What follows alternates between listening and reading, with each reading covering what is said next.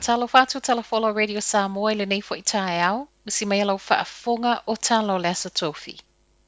Ua mawhai nei o na whaao ngā whaai ungo Rapid Antigen Test au ki lani, sui ai le umio na tutui le kiwi no fuanga o loo whaiaisi aki o le PCR.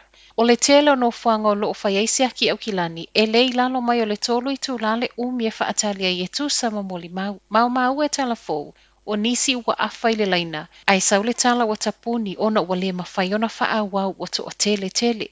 E le ngatai le umi o na whaatali, a o le au whai ngā luenga fo i o loo ngā whamasiaki whaapea so e so e ngai loa ai whaai ungo siaki. O le mawhai o na ngā lulue ina ia vave maua whaai ungo siaki ono le to ai titi o le au ngā lulue. Whaatusa i le alu pe i lunga o cases whaamaunia ma close contacts i au kilani. Ua sa waile whaai unga o le ua mawhai lava o na whaia lau Rapid Antigen Test i le whale, ma a whai e positive o lona winga o oe o le case, ma e tatawa na whaamau i lau mai COVID record lea whaai unga. Whaatasi e ma le whaai loa i lau whale whai ngā luenga, ma e te leto e tawanga i e fua e tū i le kiu mo siaki PCR e whaamau ni ai. O se whaai unga whaamama a venga i le to atele o tangata o kilani, ai mai se lava i ai ngā to atele ai olo o ti ngā ina le ua whaamau nia, whaatasi e ma whanau.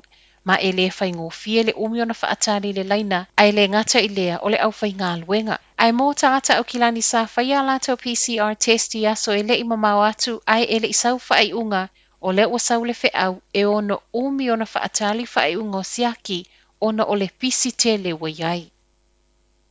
O le awa uli nei o loo whaatali e le whaasilisilanga mai le malo i le Omicron o loo tātou whengai nei. O le Minister o Covid Chris Hipkins whaapea le whaatonu o le soifo malo loina Dr. Ashley Bloomfield o ila ua nei o le awhafonga ina mai suinga o le awhai e New Zealand e tali atu ai le Omicron. I le mai a whaamawino le silia ma le tolu awhe lua se lau cases i le community ana nafi e ono whailo mai ai i le awa uli nei le se o le atunuu i le face numero tolu. To alua tangata o le te e ua whaamaonia wa maua i le COVID. O le whaamaoninga lea mai le soifua malo loina ma ele o mawhaiona whaamauti no mai, po i la ua nei na mōlia e leo pele ai, pau o lea ua whaatonuina e tatau na whaanofo i sea. Ai le pōna po o le tālo se fulu, na sa wai reporti wa toe vevesi fo i leo ma le au te ma fua ina ua ave ese le au te pausi mana whao ngai leo e poloka i ta avale feo ai ile no fuango lo iai. I tala le Herod o le ave ese o lea pou na toe whaatanga i le ulu whale atu o le tūsama le tolu se fulu te avale le no fuanga. O lo o whaamautu ai i lato nei ma e whaapei le vao se fulu lima i le lua se fulu tangata na fuli e se le pousi maa. O le ua le o toe whaatanga ino na paka te avale le au te e le Sky Stadium a matatu i le soia uno ma se tutongi. Ma o le a mata tutongi pakanga mo te avale a i lato o le IAP i le malai. E se mai le au te e, reporti mai le komesino leo Andrew Costa, o le ua iai leo sa ngā lulua i lea no fuanga o whaamaunia fo i wa maua le whaamai. Ma e ui lai le o mauti noa le feso o ta i matangata o lo iai le te e, ua lava le whaamaunia mai ai o lo iai le COVID i lea no fuanga. Silia ma le lua afe ono se lau tangata ngā lulua i le malo wa malo lo mai ngā luenga. Ono o le polo a inga o lo whaamalo sia i le tatau na whai o tui pui o le COVID.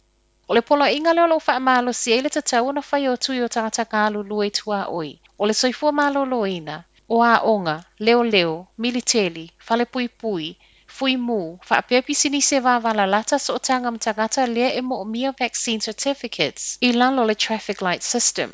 Mai nei matanga luenga ese o le vaenga le soifua malo loina le matanga luenga o pito i mawhatia. Lea e afe fase lau wonos fultasi le au whainga luenga mai district health boards po DHB se lua se fulu wa afia. O lea o whainga au whele lua se lau lua se fulu wono o wha malo lo. Se lau wha se fulu wa wha mawai, ma le valo se lau se fulu wha wa tūtuli mga luenga. O le vaenga le fui mu leisi vaenga te lele afia.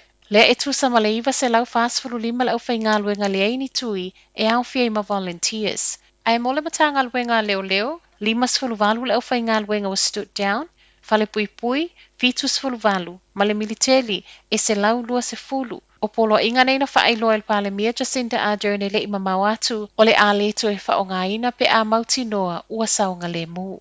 Tala muli, ua le ngata o le aso na whai eile siaki o COVID a o le taimi e tā ua foi. O le vai aso tāluaina le mawhai ona whai malanga nisi o tangata i Rarotonga ma poloka le malai vaalele au kilani. Ona ele i eisa stamp e loa le taimina fo'i mai eisi aki PCR test e negative. O nisi watu e wha iloa le fia. Ona o lea Samoa i totongi le lua se lau se fulu tā la mo le siaki PCR. Ai ele i o i lea so i whai malangai. Peita ai, na poloka lo il malai wa le ngata na toi totongi le isi siaki. Ai wha apei mo le toi totongi o le pasese. O nisi wa nau i tala le tio ani usila. Ele o le taimi e tā ua e tā ua le wha amaoninga e negative. A o tu ufeside ila pasese fewa i le vao ni usila ma le atu kuki.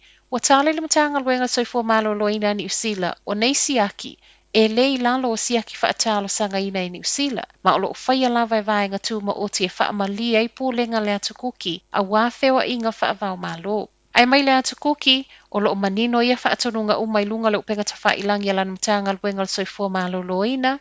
Ma e tatau lawa fo ina sila fia labs o lo ufaya iso e suenga. Telefonal nei tae au, manuel nei aso.